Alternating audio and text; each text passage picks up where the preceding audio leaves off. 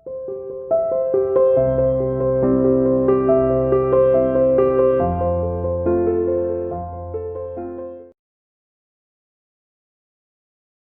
Are welcome.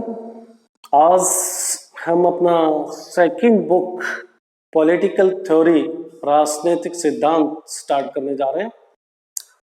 This is your book, ठीक है ना। Since most of the students are having in Hindi, तो मैं आपको हिंदी पहले दिखा रहा हूं। ऐसा नहीं है कि हमारे पास इंग्लिश का नहीं है, we do have the English also, ठीक है ना। ये बुक है, आप सभी के पास अगर होनी चाहिए, नहीं है तो भी आप जल्दी से ले लीजिए, because we have started this, right. और बुक के बगैर काम, हम बगैर हथियार के लड़ाई नहीं लड़ सकते। और शिक्षा के क्षेत्र में हमारा अधिकार एक अच्छा टीचर और साथ में बुक का होना दोनों बहुत ही आवश्यक है। तो आज हम बात करेंगे और पॉलिटिकल साइंस में अपनी दूसरी बुक को ले रहे हैं, और पॉलिटिकल थ्योरी राजनीतिक सिद्धांत। राजनीतिक सिद्धांत ये जो टॉपिक है अपने आप में मैं कई बार चर्चा करता हूं आपके साथ, बहुत मेहनत मांगता है। अगर आपके बेसिक फंडामेंटल्स क्लियर हो जाएंगे तो फिर आप आगे बढ़ने में कोई दिक्कत नहीं होने वाली है। But you need to give more attention, you need to give more focus during your introductory lecture. इसका एक कह सकते हो कि जो लास्ट हमने जो इससे पहले वाला जो टॉपिक लिया था, वो इसका एक प्रारंभ मान सकते हैं। राजनीतिक दर्शन के बारे में मैंने आपसे बात की थी, और भारत के जो कॉन्स्टिट्यूशन है उसके प्रीएम्बल के बारे में भी मैंने आपसे बात की थी। This is the preamble of your constitution. इस प्रीएम्बल को आप हर एक मीनिंग, शब्द का मीनिंग आप बहुत अच्छे से आपको जानना चाहिए, right. Being a student of political science, आज हम राजनीतिक सिद्धांत क्या है सिर्फ इतना ही जानेंगे, उसके बाद बुक तो पढ़ ही लेंगे। अगर आप इस बुक का अर्थ ही नहीं समझेंगे कि what is the political theory, तो मेरे ख्याल में आप बुक को पढ़ते रहेंगे, रटते रहेंगे, याद करते रहेंगे, अल्टीमेटली कुछ हासिल नहीं होगा, कितना भी कर लो। इस बुक के बेसिक फंडामेंटल्स, पहला चैप्टर ही आप सोच सकते हो बेसिक है।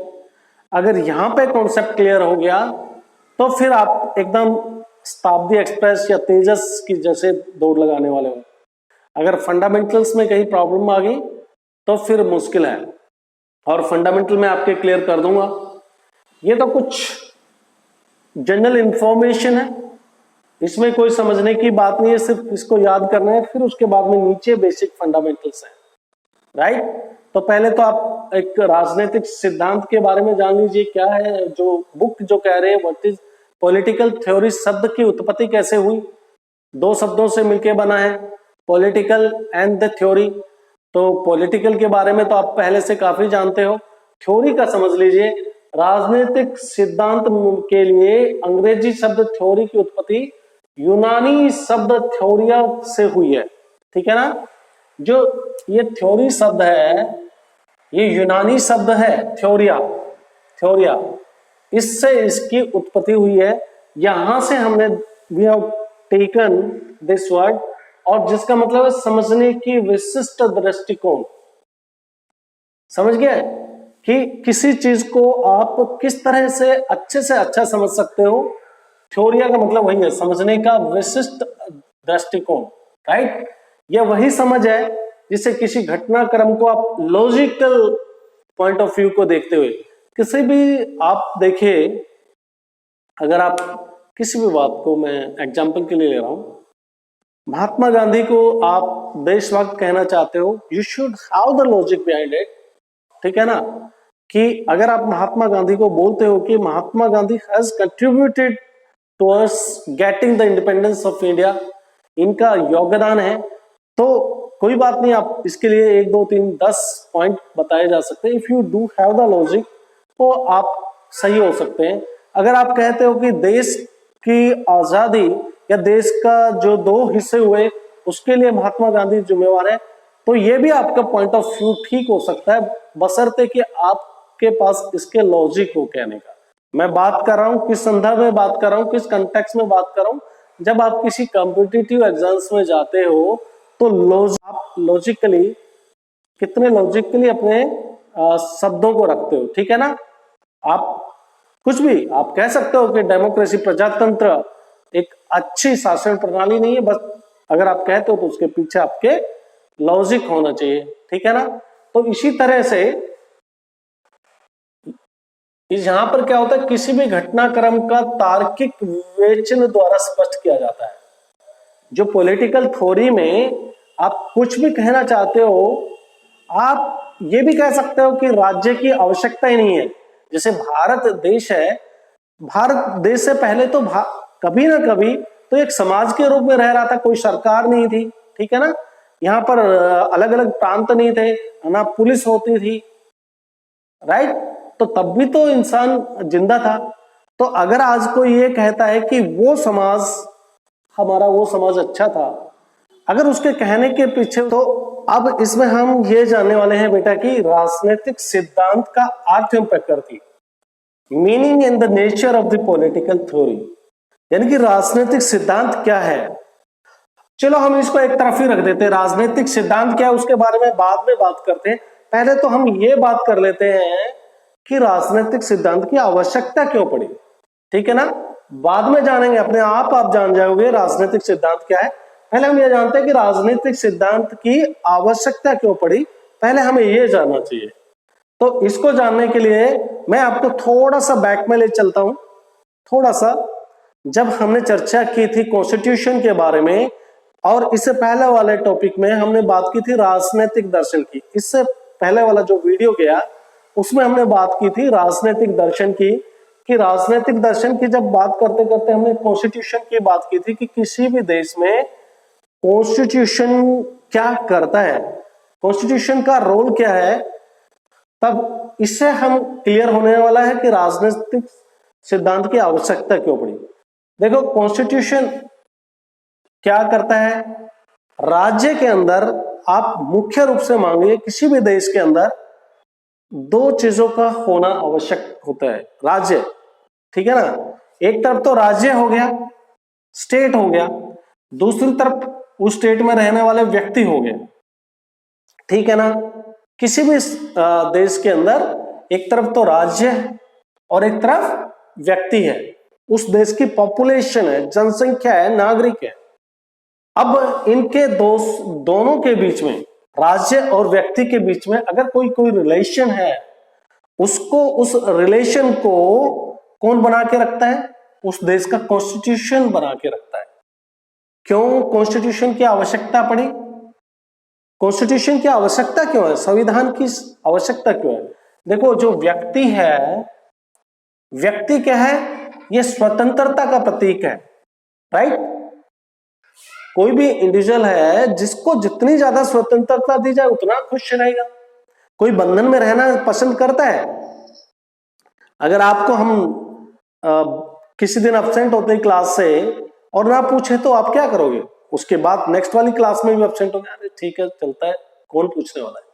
तो it is the human being tendency कि जितनी स्वतंत्रता दी जाए उससे ज्यादा और स्वतंत्रता की, लिबर्टी की डिमांड करता है इंसान, ठीक है ना। व्यक्ति स्वतंत्रता का प्रतीक है, व्यक्ति को स्वतंत्रता पसंद है। और राज्य मीन्स आप मोटे अर्थों में समझिए देश की सरकार। देश की सरकार किस चीज का प्रतीक है, वो शक्ति की प्रतीक है, ठीक है ना। यानी कि देश की सरकार अपनी शक्ति का प्रयोग करना चाहती है, मैक्सिमम, ज्यादा से ज्यादा। किसके ऊपर शक्ति का प्रयोग करेगी, पत्थरों पे करेगी, जानवरों के ऊपर करेगी, नहीं, किसके ऊपर करेगी, इंसान के ऊपर, ह्यूमन बीइंग के ऊपर करेगी। लेकिन अब इन दोनों के बीच में राज्य शक्ति का प्रतीक है, शक्ति मैक्सिमम अपनी शक्ति का, पावर का इस्तेमाल करना चाहता है, और व्यक्ति स्वतंत्रता चाहता है। तो इनके बीच में बैलेंस, एक दोनों के बीच में एक संतुलन बनाने के लिए हमको किसकी जरूरत पड़ती है, वी नीड अ कॉन्स्टिट्यूशन। हमें किसकी जरूरत पड़ती है, वी नीड ए कॉन्स्टिट्यूशन। एक हमें संविधान की जरूरत पड़ती है। और मोटे तौर पर आप यहीं पर राजनीतिक सिद्धांत को समझ जाइए और ये कॉन्स्टिट्यूशन के लिए किस तरह का, कौन सी परिस्थितियों में किस तरह का संविधान चाहिए। हर देश की अपनी अपनी आवश्यकता है, ठीक है ना। या आज से 50 इयर्स या 100 इयर्स पहले कॉन्स्टिट्यूशन कुछ और तरह की ज्यादा लिबर्टी रही होगी। तो ये संविधान को कौन लिखते हैं? पॉलिटिकल थिंकर्स, राजनीतिक विचारक इस संविधान को निर्माण करते हैं। समझ गए? यहां तक क्लियर हो गया। व्यक्ति, इंसान, ह्यूमन बीइंग लिबर्टी का प्रतीक है, उसको लिबर्टी चाहिए, आजादी चाहिए। राज्य शक्ति का प्रतीक है। राज्य अपनी शक्ति का जरूरत से ज्यादा इस्तेमाल ना कर सके, वो कॉन्स्टिट्यूशन निर्धारित कर देगा कि नो, आपकी एक लिमिट है। हमने बात की थी ना जुडिशियल रिव्यू के बारे में, न्यायपालिका ने वहां पे बोल दिया कि आप कहां तक जा सकते हो। न्यायपालिका ने क्यों लक्ष्मण रेखा खींची? क्योंकि कॉन्स्टिट्यूशन का बेस लेकर फंडामेंटल राइट्स का जो एक बना हुआ है उस रेखा से बाहर ना जाए, ठीक है ना संसद। तो राज्य की शक्ति को नियंत्रित। अब अगर यहां तक आपको क्लियर हो गया कि व्यक्ति को कहां तक स्वतंत्रता दी जाए और राज्य को कितनी शक्ति दी जाए, ये राजनीतिक विचारक, राजनीतिक सिद्धांत डिसाइड करते हैं। और अनेक तरह की विचारधाराएं होती है, अलग तरह की पॉलिटिकल थ्योरी होती है। सभी पॉलिटिकल थ्योरी के बारे में बात करेंगे, ठीक है ना। और उसके बाद में आप बिल्कुल क्लियर समझ जाएंगे, ठीक है ना। तो अनेक विचारधाराएं पॉलिटिकल राजनीतिक सिद्धांत के बारे में बात करेंगे। देखो, हम बात करते हैं जहां पर सरकार का कम से कम इन्वॉल्वमेंट हो, राज्य का कम से कम इन्वॉल्वमेंट हो, वहां से बात शुरू करेंगे। व्यक्ति के पास में बहुत ज्यादा स्वतंत्रता हो, वहां से बात की शुरुआत होगी। और बात खत्म कहां पे करने वाले हैं? यानी जहां पर राज्य का इन्वॉल्वमेंट सबसे ज्यादा आ जाएगा और व्यक्ति की स्वतंत्रता सबसे कम हो जाएगी। यानी कि शुरुआत एक छोर पे, एक किनारे पे, वो वाला सिद्धांत सबसे पहले बात करेंगे जहां पे व्यक्ति की स्वतंत्रता को वो राजनीतिक विचारक, वो पॉलिटिकल थिंकर्स जो व्यक्ति को सबसे ज्यादा इंपॉर्टेंस देते हैं उसके बारे में बात करेंगे। राज्य को कम से कम महत्व देते हैं, इवन यहां तक कहते हैं कि राज्य की आवश्यकता ही नहीं है, ठीक है ना। तो वो सबसे पहले पॉलिटिकल सिद्धांत एक किनारे पे, जो राज्य की आवश्यकता ही नहीं मानते, बोले राज्य की जरूरत ही नहीं है इंसान को, और व्यक्ति को ज्यादा से ज्यादा स्वतंत्रता की बात करते हैं, राइट। और उसके दूसरे अपोजिट साइड में जब बिल्कुल उसके लास्ट चरण में चलेंगे तो दूसरी तरफ होगा वो राज्य को ज्यादा देते हैं, राज्य को ज्यादा इंपॉर्टेंस देते हैं, व्यक्ति की स्वतंत्रता को कम से कम रखना चाहते हैं। लेकिन हम इन ऑर्डर ऑफ सीक्वेंस चलेंगे। सबसे पहले बात करेंगे जहां पर व्यक्ति की स्वतंत्रता को ज्यादा से ज्यादा इंपॉर्टेंस दिया जाता है, दैट इज एनार्कियल टाइप ऑफ सरकार, जहां पे सरकार नाम की कोई चीज ही नहीं होती।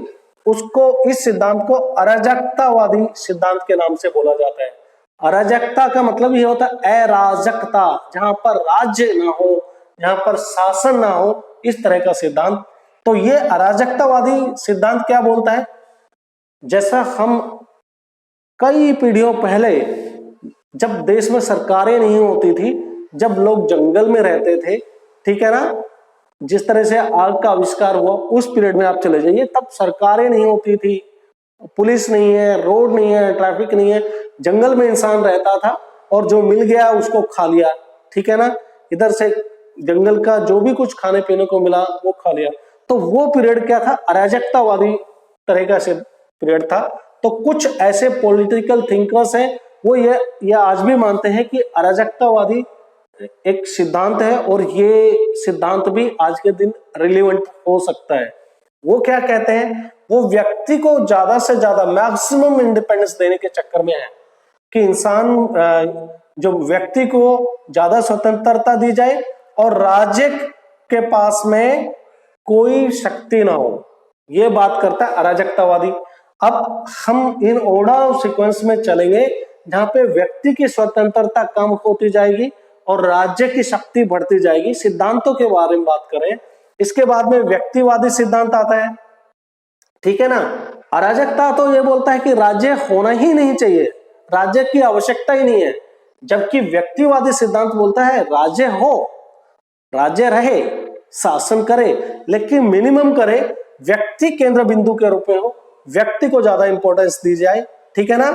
व्यक्ति को केंद्र में रख के बात करता है व्यक्तिवादी सिद्धांत, ठीक है ना। इसके बाद में उदारवादी सिद्धांत आता है। धीरे धीरे हम जैसे बढ़ते जा रहे हैं आगे, व्यक्ति की स्वतंत्रता के ऊपर अंकुश लगता जा रहा है, राज्य ताकतवर होता जा रहा है, राज्य की शक्तियों में इजाफा होता जा रहा है, बढ़ते जा रहा है, राइट। उपयोगितावादी सिद्धांत क्या बोलता है कि व्यक्ति के प्रति उदार दृष्टिकोण होना चाहिए। उदारवादी, अभी भी व्यक्ति को स्वतंत्रता है, धीरे धीरे कम हो रही है ना, व्यक्ति के प्रति उदार दृष्टिकोण हो, राज्य व्यक्ति के ऊपर कम से कम अंकुश लगाए, उसकी इंडिपेंडेंस के ऊपर कम से कम, और व्यक्ति की स्वतंत्रता और अधिकारों का ख्याल रखे, ये उदारवादी।